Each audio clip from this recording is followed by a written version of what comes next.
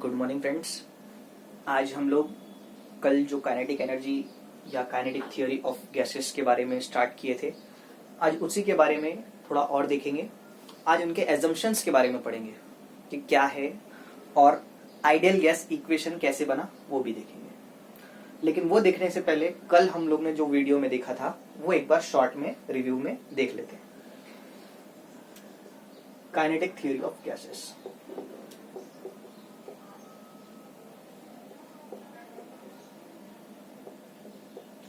अब kinetic theory of gases में जैसे कि कल हम लोग ने 4 लॉज के बारे में देखे थे। First, Boyle's law. इसमें क्या चीज कांस्टेंट थी? टेम्परेचर कांस्टेंट था।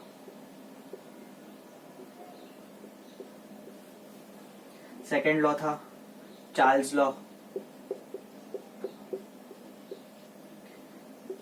इसमें कांस्टेंट था प्रेशर। Third, Gay-Lussac's law.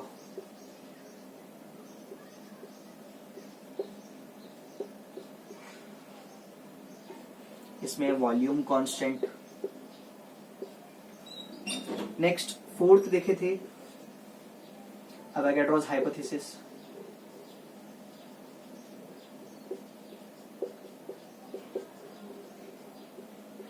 यहां पे प्रेशर और टेम्परेचर कांस्टेंट था। अब फर्स्ट, जिसमें टेम्परेचर कांस्टेंट था उसमें वॉल्यूम इनवर्सली प्रोपोर्शनल था प्रेशर के।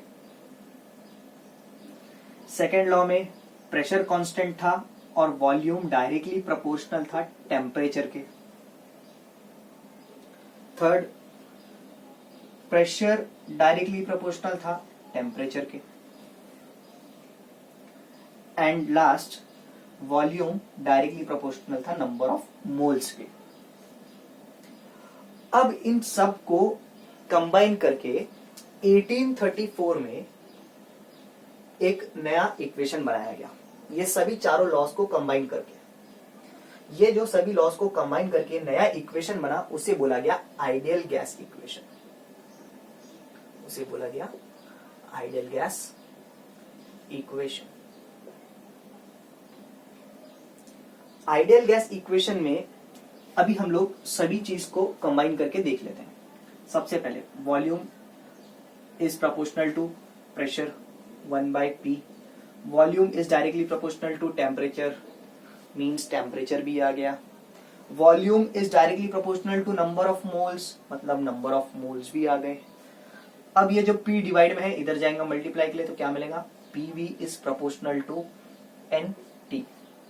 प्रोपोर्शनल हटाने के लिए प्रोपोर्शनलिटी कांस्टेंट लेना पड़ेगा। वो प्रोपोर्शनलिटी कांस्टेंट है हमारा R। वो प्रोपोर्शनलिटी कांस्टेंट है हमारा R। तो हमें इक्वेशन मिलेगा nRT, और ये इक्वेशन को बोला जाएगा आइडियल गैस इक्वेशन, जिसमें P का मतलब है pressure, volume, number of moles,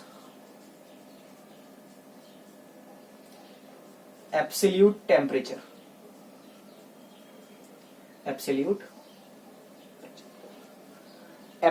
temperature मतलब क्या?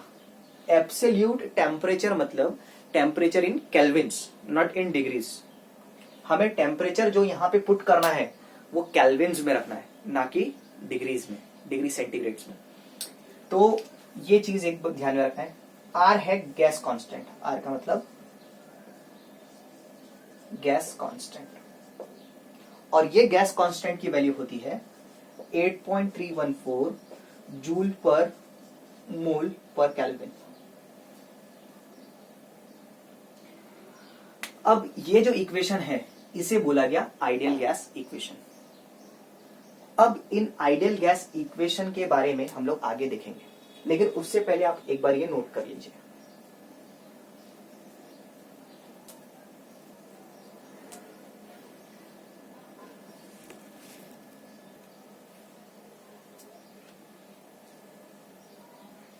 तो आप लोगों ने ये नोट कर लिया है, तो अब इसके आगे कंटिन्यू करेंगे।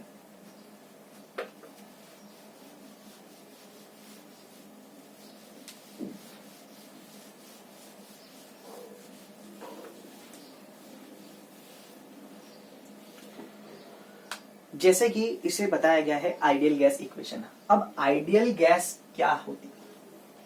आइडियल गैस का मतलब क्या होता है? A gas which contains a molecule with point mass.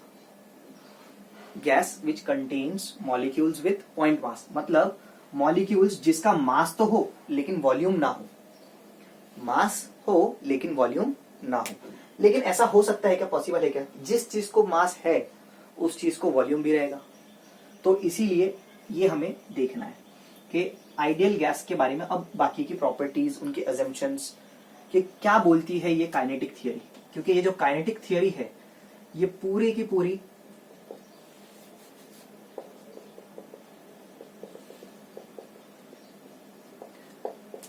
Ideal gas के लिए बनी है।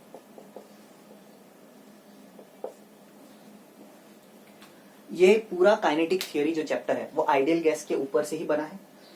बट अब रियल गैसेस जो है वो कुछ एक ऐसे सर्टेन कंडीशंस पे आइडियल गैस के तरह बिहेव करते हैं, इसीलिए हम लोग ने आइडियल गैस पे पूरी थियरी बनाया है। अब वो आइडियल गैस की थियरी बनाते बनाते उन्होंने कुछ एजम्पशंस लिए, जो एजम्पशंस आज हम लोग देखेंगे। एजम्पशंस, फर्स्ट एजम्पशन है कि मॉलिक्यूल्स के जो पार्टिकल्स है वो बहुत छोटे छोटे रहेंगे, means small particles.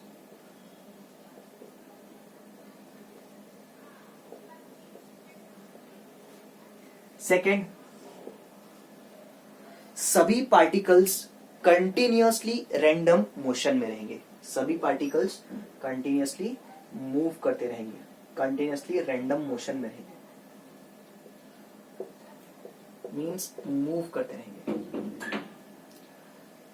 Third assumption, ये सभी पार्टिकल्स मोशन के दौरान स्ट्रेट पाथ कवर करेंगे जब तक कि उनका कोलिजन ना हो। Molecules travel straight path, travels straight path.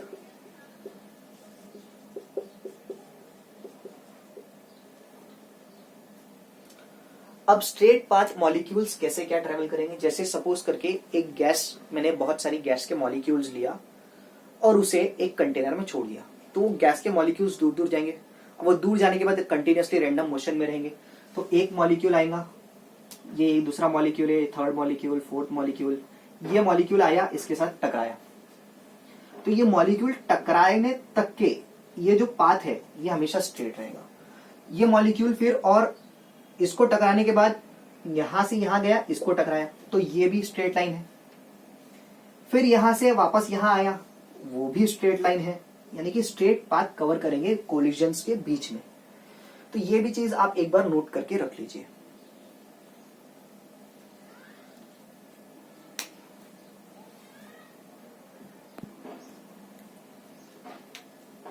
अगर आपने ये नोट कर लिया है तो अब इसके आगे देखते हैं फोर्थ फिफ्थ अजम्पशंस क्या होते हैं, क्या हो सकते हैं।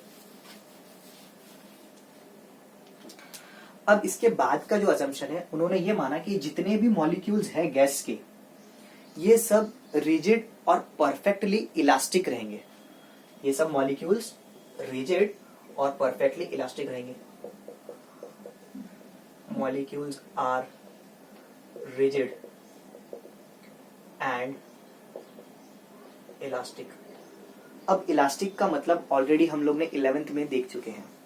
इलास्टिक का मतलब टकराने के बाद या कोई भी चीज के वजह से उसका शेप या साइज चेंज नहीं होना चाहिए, वो जैसा है वैसे ही रहना चाहिए। इलास्टिक कोलिजन मींस जब टकराए तो उसका ना कोई शेप चेंज हो ना ही कोई चीज चेंज हो, तो उसे इलास्टिक मॉलिक्यूल्स बोला गया, रिजिड और इलास्टिक। वैसे ही फिफ्थ पॉइंट है, इनकी जो काइनेटिक एनर्जी है, kinetic energy of molecules are constant. Kinetic energy means kinetic energy का कोई भी लॉस नहीं होगा। कोलिजन्स की वजह से काइनेटिक एनर्जी का कोई भी लॉस नहीं होगा। साथ ही साथ में 6th पॉइंट, मोमेंटम में मोमेंटम भी क्या होगा, कंजर्व होगा। अब अगर केमिस्ट्री के थ्रू देखा जाए तो वो बोला जाता है कि मोमेंटम का भी लॉस नहीं होता है, लेकिन हम लोग फिजिक्स में जानते हैं मोमेंटम का लॉस नहीं होता है, मोमेंटम चेंज होता है और मोमेंटम कंजर्व होता है। तो there is momentum conserve, momentum is conserve, means momentum में भी ज्यादा चेंज नहीं होगा, जो इनिशियल मोमेंटम रहेगा वही उसका फाइनल मोमेंटम भी रहेगा। अब सेवेंथ पॉइंट ये है कि इनका इंटरएक्शन या इंटरमॉलिक्यूलर फोर्स दो मॉलिक्यूल्स के बीच में नेग्लिजिबल रहेगा। Intermolecular force between two molecules are negligible.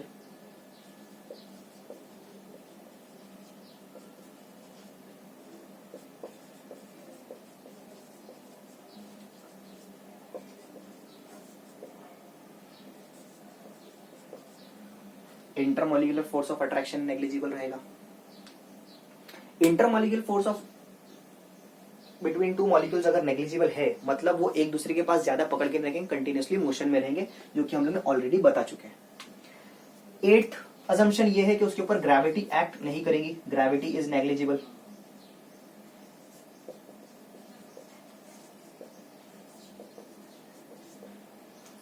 Gravity कैसी रहेंगी, नेग्लिजिबल रहेंगी। अब उन्होंने जो इसके बाद का 9th असम्पशन लिया है वो बताया है कि kinetic energy is directly proportional to temperature. Kinetic energy of a molecule is directly proportional to temperature. ये 9th असम्पशन मीन्स अगर सपोज करके दो गैसेस हैं, दो अलग अलग टाइप की गैसेस है, ऑक्सीजन है, हीलियम है। ऑक्सीजन और हीलियम को अगर हम लोग ने सेम टेम्परेचर पे रखा, ऑक्सीजन और हीलियम को अगर हम लोग ने सेम टेम्परेचर पे रखा और सेम अमाउंट है दोनों का, तो दोनों की काइनेटिक एनर्जी भी कैसी रहेंगी, सेम रहेगी। Means kinetic energy of molecules are dependent on temperature, means directly proportional है।